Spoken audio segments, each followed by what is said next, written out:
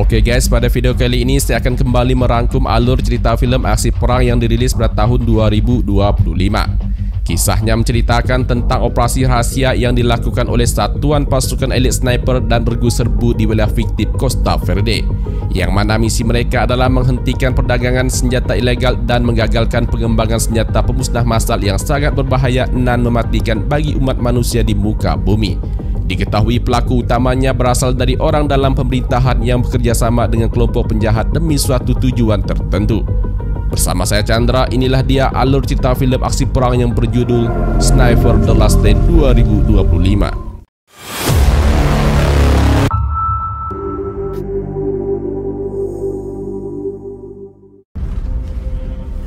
Di awal film kita diperlihatkan pasukan elit Phoenix dari regu sniper sedang melakukan pengawasan dari atas perbukitan yang ada di negara fiktif Costa Verde, Amerika Selatan. Diketahui mereka sedang melakukan operasi rahasia dengan misi utamanya melacak dan mencari seorang pedagang senjata ilegal bernama Ryker Kovalov sebagai target utama. Sedangkan target kedua mereka bernama Mauser Maxim yang diketahui sebagai perancang atau perakit senjata ilegal pemusnah massal yang saat ini sedang ia kembangkan. Tim sniper atau penembak jitu ini pun terus memantau dan mengawasi target yang berada di sebuah kastil tempat pembuatan senjata ilegal pemusnah massal paling berbahaya di muka bumi. Lalu dari arah lain terlihat pasukan Phoenix dari regu serbu sedang berjalan masuk melalui terowongan kastil dengan melumpuhkan beberapa musuh di sana. Selanjutnya mereka meretas jaringan CCTV untuk mengetahui di mana posisi target mereka. Lalu setelah itu keluar dari sana dan masuk naik ke atas kastil. Di atas, tim serbu ini pun membagi tim. 2 orang bergerak ke lantai atas untuk masuk ke ruang amunisi. 2 orangnya lagi menuju ke garasi untuk merusak kendaraan musuh. 3 orang masuk dari sisi samping komplek menuju ke ruang laboratorium. Dan sisanya menuju ke ruang persembunyian Kovalov dan Maxim. Setelah semuanya berada di posisinya masing-masing, tim satuan pasukan elit Phoenix ini pun beraksi. Sandy, send it.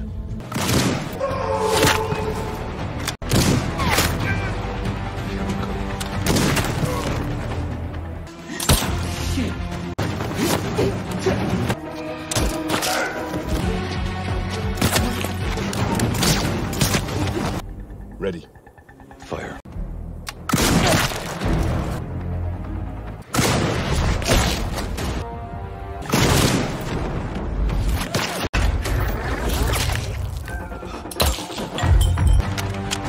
You missed. Fire.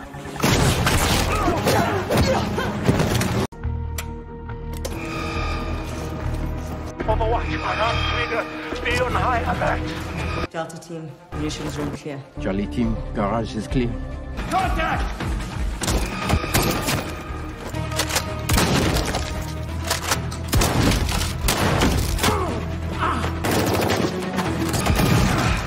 Hold position.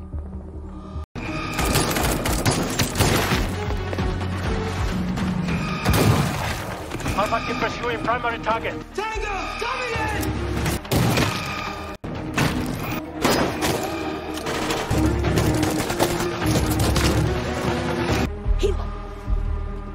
Alpha team engaged.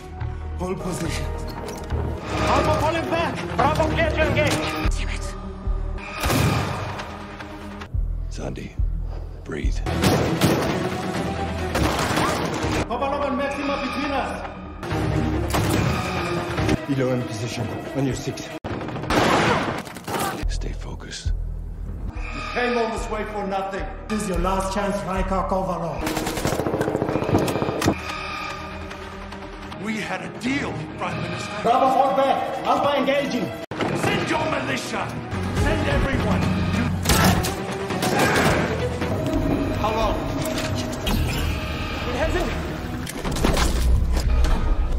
Kovalov dan Maxim pun tertangkap di ruangan lab pengembangan senjata ilegal pemusnah massal. Tak ingin tertangkap, Kovalov tiba-tiba menekan tombol senjata tersebut dan boom!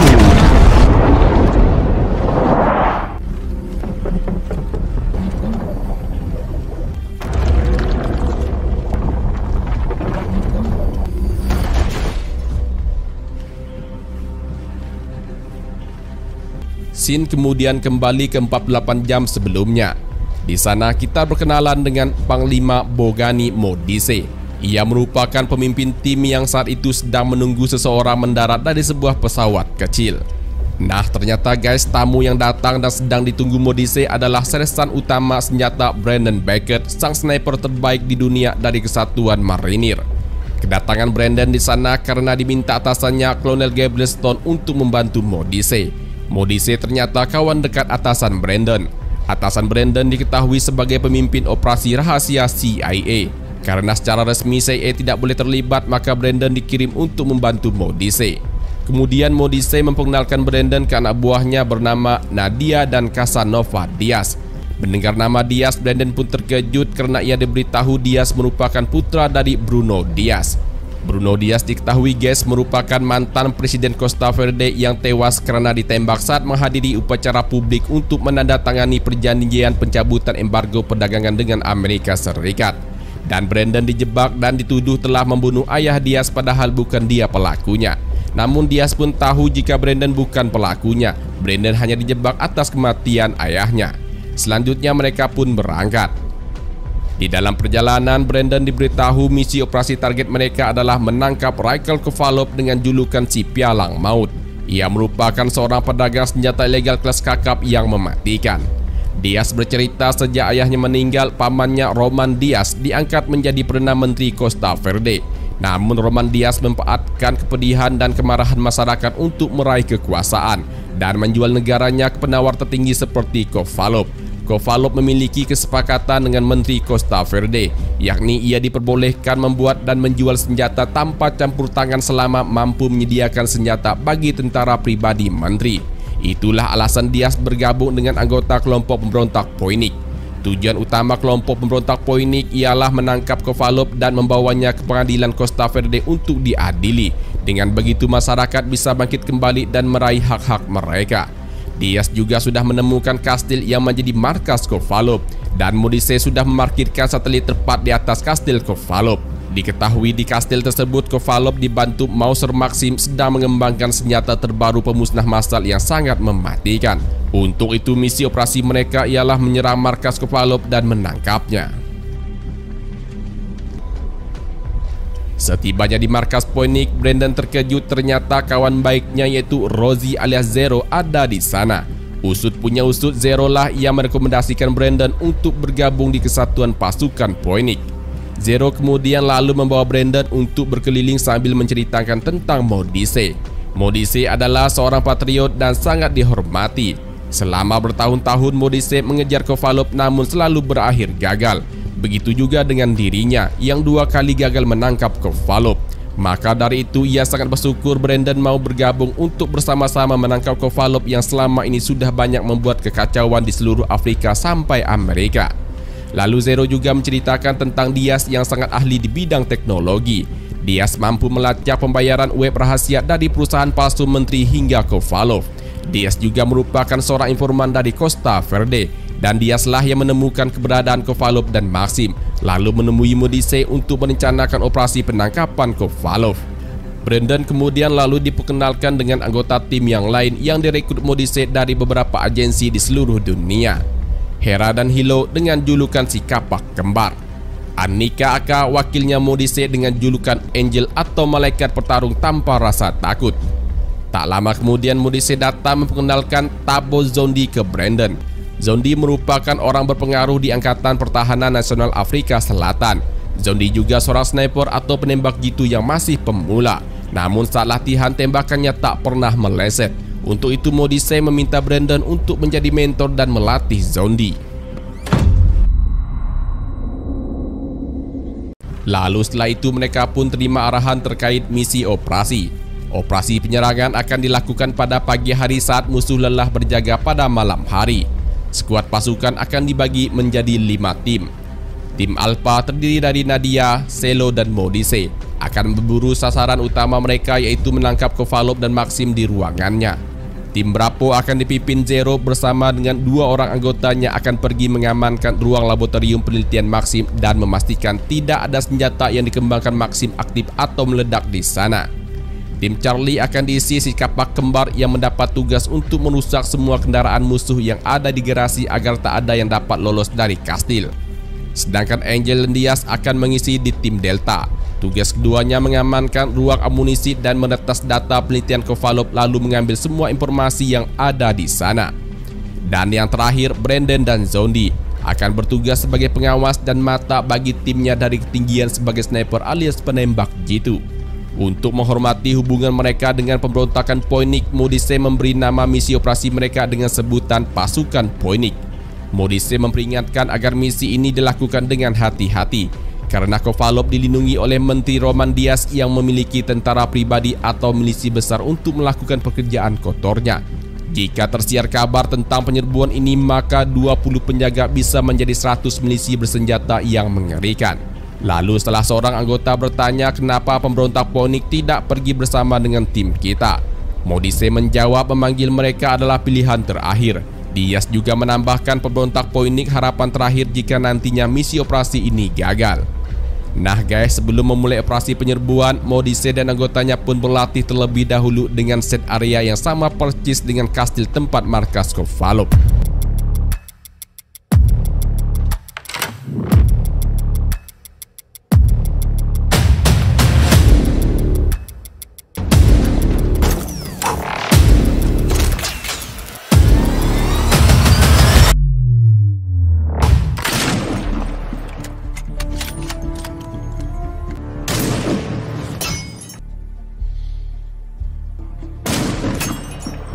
Nicely done. Selesai latihan, Brandon berbincang-bincang dengan Hilo dan Hera. Brandon bertanya kepada keduanya dari mana asal-usul julukan si kapak kembar. Hera menjawab dulunya ia angkatan bersenjata Kanada dan Hilo angkatan bersenjata dari Prancis. Suatu hari mereka dikirim untuk misi penjaga perdamaian PBB di sepanjang perbatasan Lebanon. Saat sedang patroli rutin, terjadi aksi bom bunuh diri yang meledak dekat kendaraan pengangkut personil. Dan yang selamat hanya mereka berdua. Pelaku bom bunuh diri diketahui dari anggota militan Al-Qaeda. Tak ingin tertangkap, Hera dan Hilo pun melawan kelompok militan Al-Qaeda yang terus mengejar keduanya. Hanya dengan kapaklah keduanya mampu melumpuhkan kelompok teroris tersebut. Setelah kejadian tersebut, keduanya selalu bersama hingga sekarang dan selalu membawa kapak dalam operasi militer sebagai senjata terakhir mereka.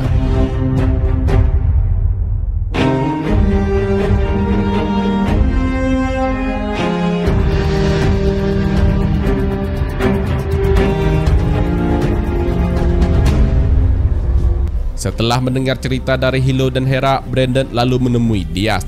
Saat sedang mengobrol, Brandon bertanya ke Diaz apa tanggapannya jika dicap pengkhianat oleh pamannya Roman Diaz yang saat ini menjabat sebagai Menteri Costa Verde. Karena diketahui Diaz sendiri bergabung di pasukan pemberontak Poinik yang melawan pemerintahan. Diaz menjawab ini adalah takdirnya. Ia akan menggunakan skill kemampuannya untuk melanjutkan perjuangan ayahnya melawan pemerintahan yang korup seperti pamannya. Ia akan membuat masyarakat Costa Verde kembali sejahtera. Jika ini dianggap pengkhianatan, maka itu harga yang harus ia bayar.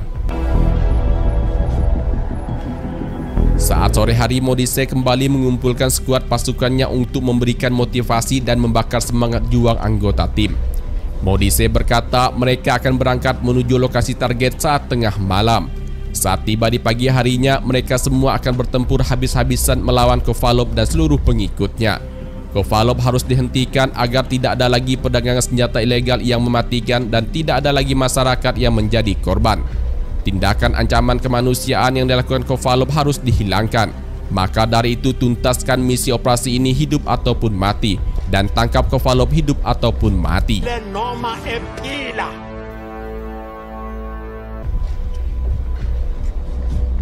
Pada malam harinya, semua anggota tim mempersiapkan berbagai persenjataan mereka untuk keperluan operasi dan setelah itu mereka pun berangkat.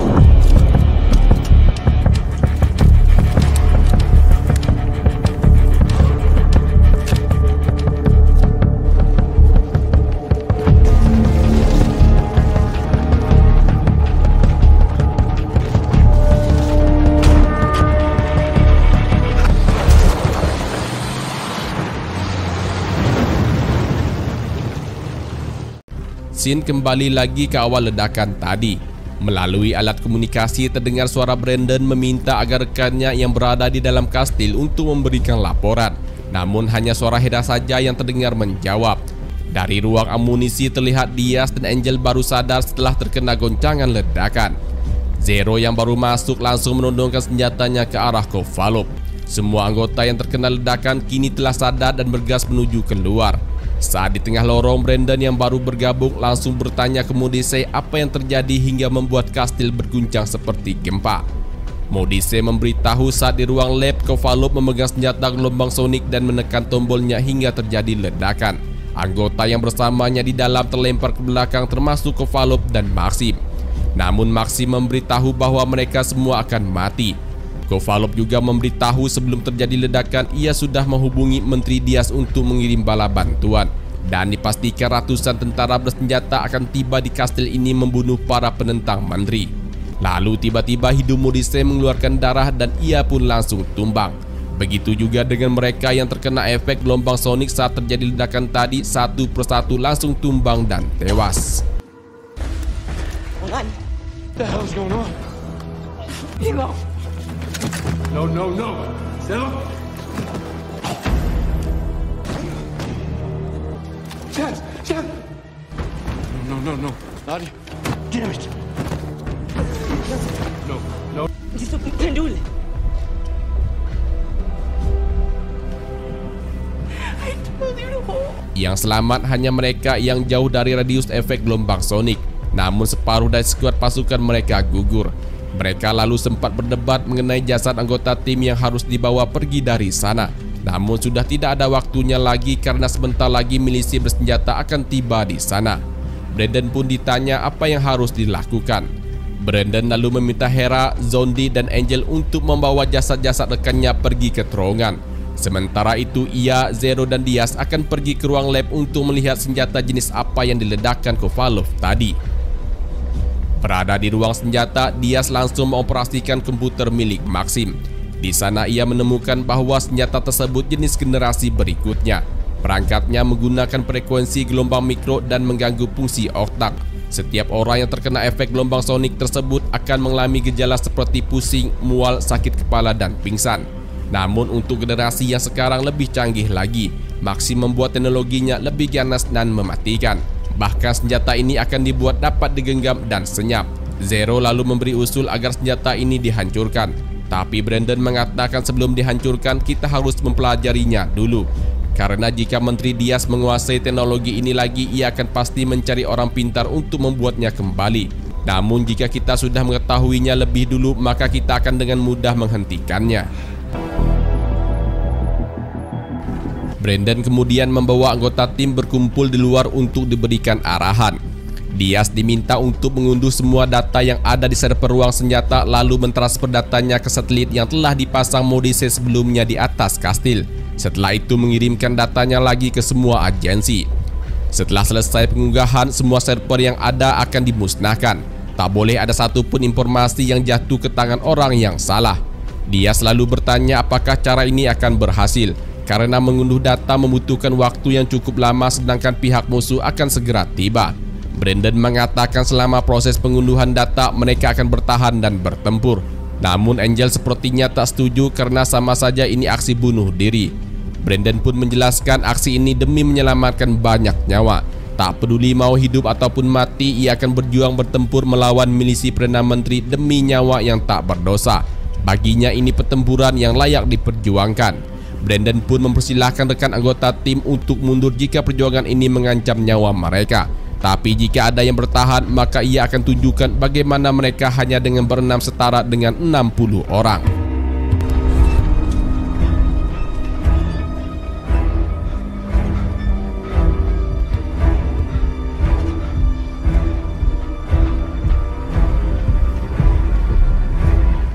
Karena semua anggota timnya memilih untuk bertahan dan bertempur bersama, Brandon lalu mengatur tugas dan posisi anggota tim. Angel akan berada di atap bagian timur, Hera di bagian garasi. Zero mengumpulkan semua amunisi dan memasang beberapa bahan peledak lalu terakhir mengisi pos atap selatan. Diaz diperintahkan agar menghubungi pasukan Poinik untuk meminta bantuan karena sebelumnya Modise pernah berkata pasukan Poinik pilihan terakhir. Lalu setelah itu tugas pentingnya adalah mengunduh dan mentransfer data. Zondi akan ditempatkan di menara sebagai penembak jitu utama. Dan terakhir, Brandon akan berada di tengah-tengah pertempuran. Jika tugas dia sudah selesai, maka Diaz diminta untuk mematikan aliran listrik dan meminta timnya untuk beraksi dalam kegelapan. Brandon meminta tim untuk keluar pergi melalui terowongan tempat mereka masuk tadi dan bertemu di dermaga pribadi tempat kapal Modise menunggu. Dan setelah itu mereka akan menghilang sebelum ketahuan, karena misi ini misi operasi rahasia.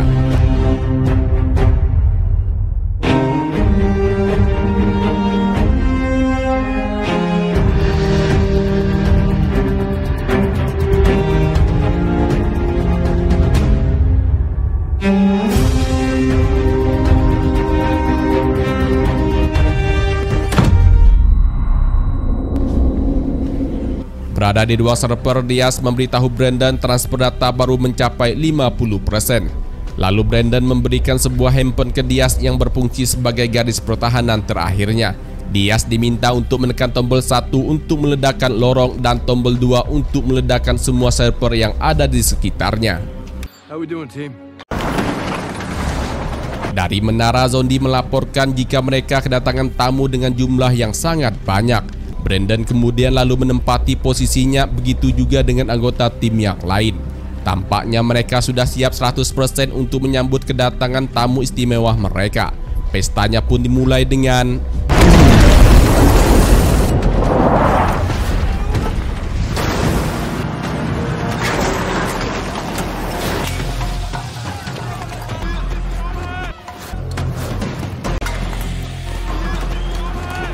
I'm going in.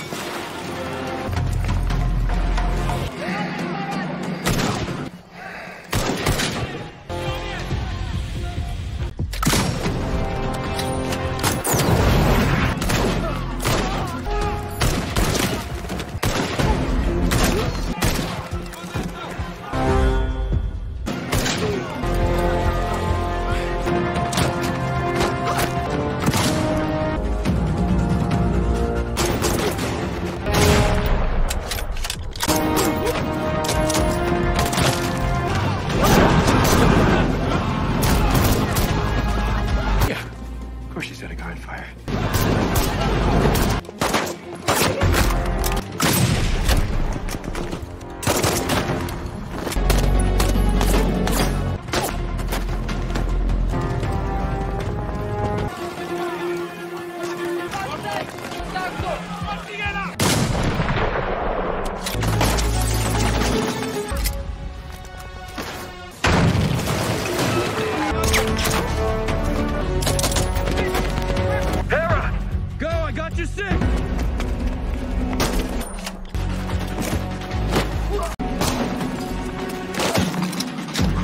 Phoenix squad, incoming technical.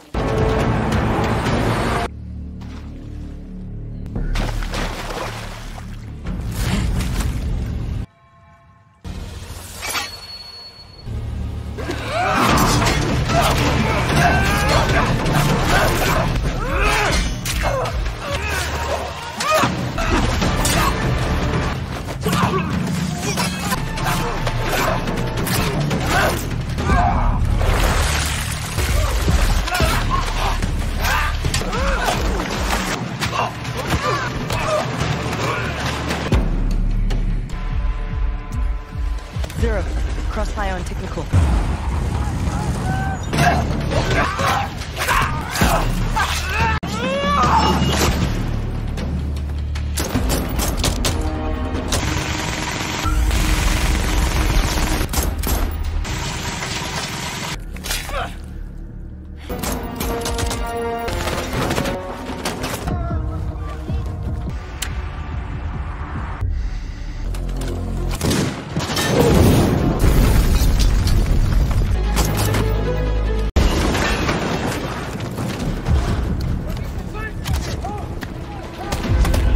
Kekurangan amunisi serta pasukan anggota musuh yang semakin bertambah membuat Brandon meminta anggota timnya untuk pergi menuju ke zona sekunder. Sementara itu transfer data dia sudah mencapai 91%.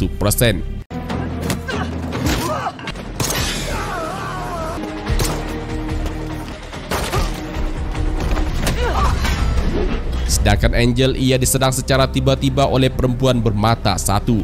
Begitu juga dengan Zero dan Brandon. Keduanya diserang dari ruangan berbeda oleh pasukan milisi. Alhasil baku hantam pun tak terelakkan.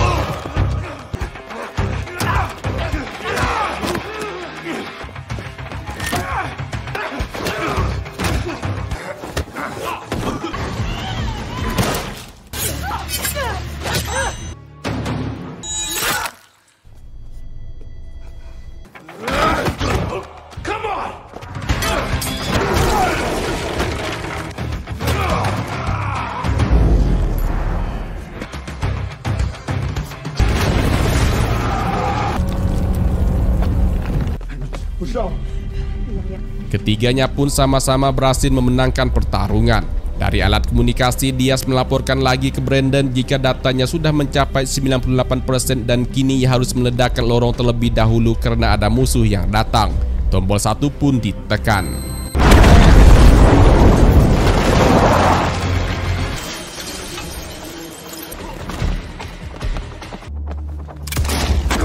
I'm heading to you.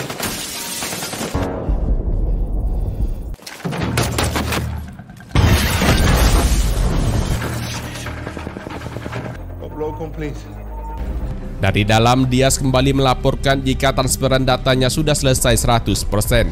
Selanjutnya ia akan mematikan listrik dan beraksi dalam kegelapan menuju ke terowongan. Namun celaka bagi Hera, alat night vision miliknya rusak sehingga keberadaannya ketahuan oleh musuh. Dan ini yang terjadi.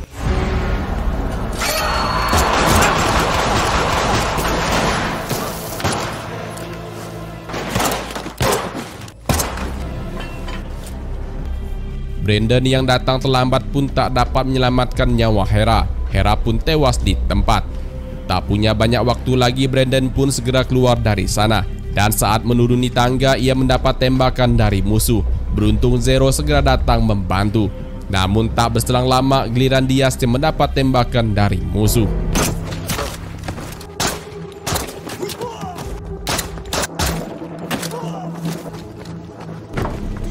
Berhasil mengevakuasi Diaz ke tempat yang aman, lagi-lagi mereka harus menerima kenyataan pahit.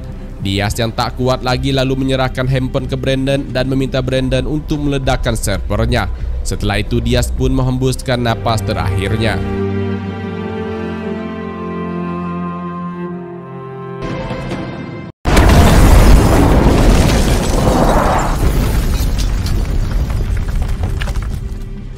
Setelah meledakkan uang server, Brandon meminta ketiga rekannya untuk pergi ke terowongan. Sementara itu ia akan memberikan perlindungan dan menahan musuh di depan. Lalu Angel mendapat amanah untuk menyelesaikan apa yang Modise mulai, memastikan informasi intelijen menjangkau semua agensi di dunia. Namun perintah Brandon ditolak Zero. Sebagai sahabat, Zero memilih untuk tetap bersama, bertempur bersama dan berjuang hingga titik darah penghabisan bersama-sama. Singkatnya hanya Zombie dan Angel yang pergi. Brandon dan Zero memberikan perlindungan pada keduanya.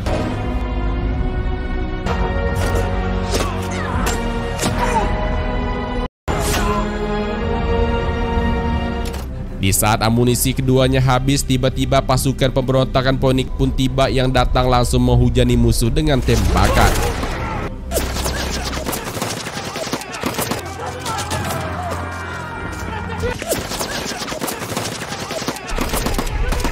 Selesai menghabisi musuh, Zero dan Brandon memberitahu pimpinan Phoenix jika Diaz telah tewas dan jasadnya berada di garasi. Sedangkan jasad rekan yang lain ada di dalam terowongan dan satunya ada di barak. Ia lalu memerintahkan anggotanya untuk mengevakuasi semua korban dan membawanya kembali pulang. Namun yang mengejutkan ternyata Diaz masih hidup. He's got a pulse.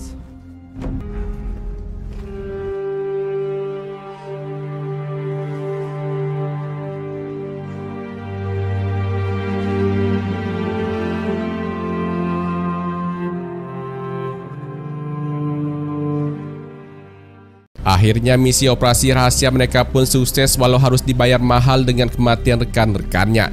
Keesokan harinya, Brandon dan Zero diantar ke dermaga oleh Zombie dan Angel. Brandon dan Zero harus segera pergi karena jika tertangkap pihak berwenang ini akan menjadi insiden internasional. Sedangkan Zombie dan Angel keduanya memilih untuk tetap tinggal karena ada beberapa hal yang harus mereka bersihkan. Setelah berpamitan, mereka pun berpisah dan filmnya pun selesai, guys. Demikianlah rekap alur cerita film kali ini. Terima kasih banyak buat kalian yang sudah klik video ini dan nonton sampai akhir. Mohon dukung selalu channel YouTube ini dengan cara klik tombol subscribe dan tombol like. Lalu tinggalkan komentarnya jika video ini menghibur. Saya Chandra, sampai jumpa lagi di video-video alur cerita film berikutnya. Bye-bye.